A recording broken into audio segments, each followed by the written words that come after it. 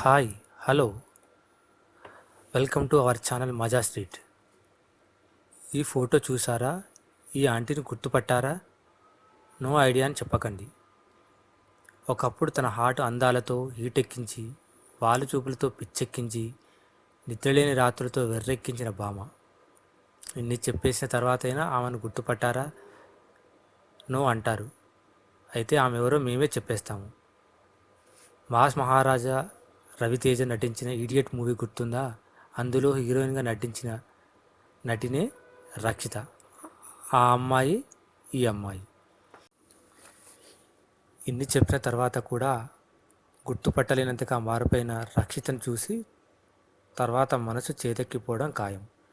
హార్డ్గా ఉండే రక్షిత ఇప్పుడింత heavy weight ఎందుకు అయ్యిందో తెలుసా?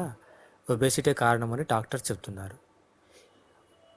ఈడియట్ తర్వాత టాలీవుడ్ అగ్ర హీరోల మహేష్ బాబు, తారక్, నాగార్జున లాంటి హీరోలతో స్క్రీన్ మీద రొమాన్స్ చేశారు. ఊహించని రీతిలో పెరిగిపోతున్న బాడీని కంట్రోల్ చేయలేక ఆమె చిత్రరంగానికి దూరం అయ్యారని చెప్పాలి. కన్నడ నిర్మాత ప్రేముని పెళ్లాడిన రక్షిత తెలుగు ఇండస్ట్రీకి దూరం అయ్యారు.